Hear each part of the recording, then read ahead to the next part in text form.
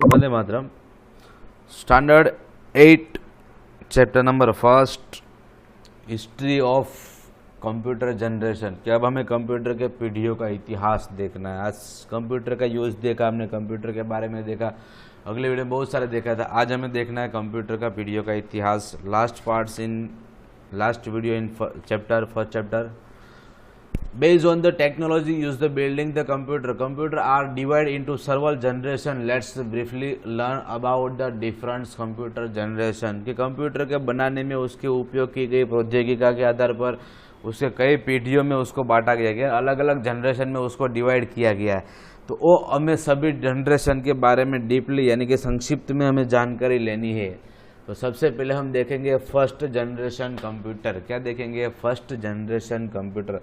Around the year 1920 is an electrical device called the vacuum tube was invented in about the turnaround the instant the speed and calculation. Vacuum tube where the big in size product is the lots of head and the head of short lives। First generation के जो computer है जो 1920 यानी कि 1920 तक एक विद्युतीय साधन यानी कि इलेक्ट्रॉनिक डिवाइस ऐसा बनाया गया था जिसका नाम था वैक्यूम ट्यूब। क्या खोजा गया था? Vacuum tube.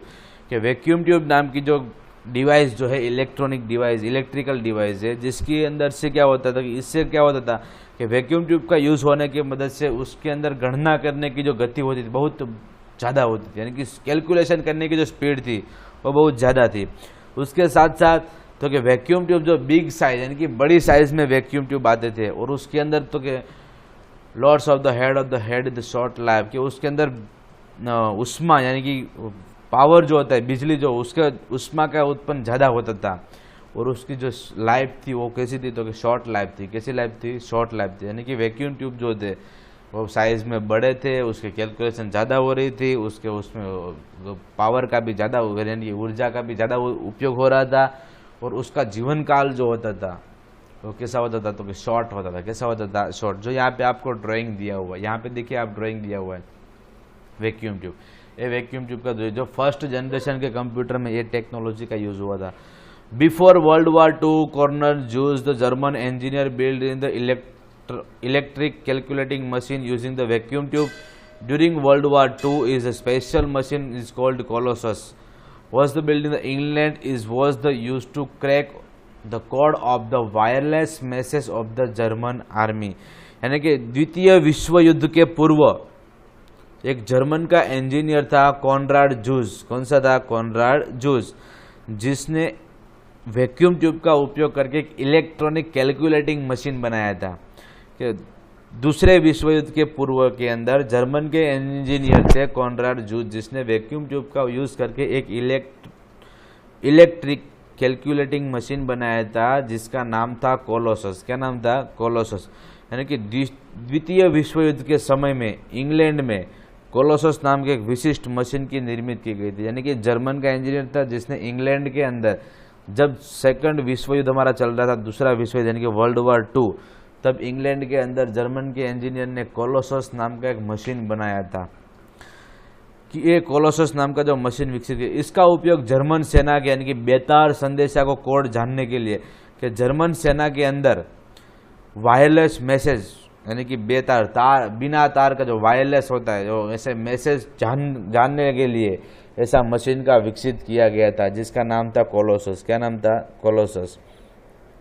In 1945, J.P. Act and John Mockley, two American engineers, used to vacuum tube in build ENIAC, electronic numerical integrated and computer, is the first electronic calculating machine. Since the ENIAC is called to only do calculation is some nowadays with computer।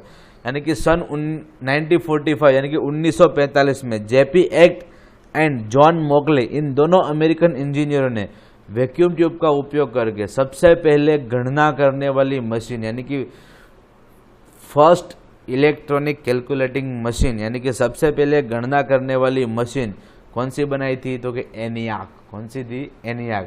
ENIAC का full form है electronic numerical integrated and computer, वो ENIAC नाम की machine उसने बनाई थी कि ENIAC only for do calculation, यानी कि ओनली फॉर वो गणना कर, यानी कि गिनती करता था, उसके अलावा कोई भी वर्क उसके अंदर होता था, यानी कि ENIAC मशीन जो था वो ओनली फॉर कैलकुलेशन ही कर, यानी कि गणना ही कर सकता था, इसीलिए इसे कंप्यूटर के नाम से जाना जाता है। क्या कहते हैं उसे? Computer. ENIAC only for calculation ही कर रहा था, इसके लिए एक कंप्यूटर जो मशीन जो था ENIAC, उसे कंप्यूटर के नाम से वो जाना जाता था। ENIAC was so large that the world occupies the big hall in the had around the 18,000 vacuum tubes that consume the large amount of electricity, but it had the fantastic speed during calculation. It used to perform the 5,000 addition is the 1 second and 500 2-digit multiplication in 1 second. कि ENIAC इतना बड़ा machine था कि जिसको रखने के लिए ऑक्यूपी से बिग हॉल, यानी कि उसको रखने के लिए एक बड़े से हॉल की आवश्यकता पड़ती थी। इतनी बड़ी साइज का मशीन था, उसको रखने के लिए बड़ी की हॉल की आवश्यकता होती थी कि उसके अंदर 18,000 यानी कि 18,000 वैक्यूम ट्यूब आते थे। कितने आते थे? 18,000 वैक्यूम ट्यूब आते थे। उसकी कैलकुलेशन करने की स्पीड फैंटास्टिक, यानी कि अद्भुत थी, बहुत अच्छी, यानी कि अद्भुत स्पीड थी। वो इतनी स्पीड में कैलकुलेशन कर रहा था जितनी स्पीड में हमारा ब्रेन भी हम वर्क नहीं कर सकते, उतनी स्पीड में वर्क कर सकता था। कैसे कर रहा था? तो it is to perform the 5,000 यानी कि 5,000 जोड़ एडिशन इन 1 सेकंड, 1 सेकंड के अंदर 5,000 जोड़ों करके देता था। इतनी फैंटास्टिक स्पीड उसकी थी। और उसके साथ साथ 500 यानी कि 502 डिजिट मल्टीप्लिकेशन, यानी कि 502 अंक के गुणा भी वो 1 सेकंड के अंदर कर रहा था। उतनी बड़ी साइज का जो कंप्यूटर था, जो ENIAC के नाम से जाना जाता है। क्या रहता है? ENIAC के नाम से उसको जाना जाता है। ENIAC नाम का जो मशीन है, वो ENIAC नाम का जो मशीन है उसको वहाँ पे जाना जाता था। Computer like the ENIAC which used to vacuum tube are called the first generation computers. How they computer were very large, they were not as efficient of the small palm top computer available today. कि ENIAC जो computer है वो computer का उपयोग कर रहे थे, उसके अंदर वैक्यूम ट्यूब का उपयोग कर रहे थे। वो प्रथम हमारी फर्स्ट जनरेशन के जो कंप्यूटर थे, प्रथम पीढ़ी के जैसे कंप्यूटर कहा जाता है, फर्स्ट जनरेशन के कंप्यूटर, उसमें वैक्यूम ट्यूब का यूज हुआ था। और वो जो ENIAC नाम का जो मशीन था वो हमारा प्रथम पीढ़ी का यानी कि फर्स्ट जनरेशन का कंप्यूटर भी था। यानी कि इतनी बड़ी साइज का कंप्यूटर था, फिर भी वर्तमान समय में उपलब्ध, यानी कि अभी अब जो प्रेजेंट में पाम टॉप कंप्यूटर का यूज कर रहे उससे अधिक सक्षम नहीं थे। यानी कि अभी जो पाम टॉप कंप्यूटर जितने कैपेबल है उतने कैपेबल ये कंप्यूटर थे नहीं। यानी कि उसकी साइज बड़ी थी, उसमें वैक्यूम ट्यूब का ज़्यादा यूज था, उसकी कैलकुलेशन करने की फैंटास्टिक स्पीड थी। बट अभी जो हमारा पाम टॉप कंप्यूटर है, छोटा सा पाम टॉप कंप्यूटर, उसके लेवल में हम देखने जाए तो उसकी इतने अधिक सक्षम है नहीं, यानी कि इतने अधिक सक्षम वो थे नहीं। उसके बाद हमें देखना है सेकंड जनरेशन। जो यहाँ पे आपको ड्राइंग दिया हुआ है, ये ENIAC नाम का मशीन जो था, ENIAC नाम का जो मशीन है, जो यहाँ पे आपको ड्राइंग भी दिया हुआ है ENIAC नाम का मशीन। उसके बाद हमें देखना है सेकंड जनरेशन के computer. In 1948 William Shockley invented the transistor which the replace the vacuum tube in the computer. A transistor was the 200 times smaller than vacuum tube and consumed the less electricity. The processing speed of the second generation computer was the greater than the first generation computer. Second generation के computer जो थे, यानी कि वो दूसरी पीढ़ी के computer उसे कहा जाता है। 1948 यानी कि 1948 में William Shockley invite the transistor, यानी कि 1948 के अंदर विलियम शॉकली नाम के साइंटिस्ट ने ट्रांजिस्टर की खोज की। किसकी खोज की थी? तो कि ट्रांजिस्टर की। Which replace the vacuum tube in the computer, कि ट्रांजिस्टर को वैक्यूम ट्यूब की जगह पे रिप्लेस कर दिया, यानी कि वैक्यूम ट्यूब को रिप्लेस करके उसकी जगह पे किसको फिट किया था? तो कि ट्रांजिस्टर को। किसको फिट किया था? ट्रांजिस्टर को।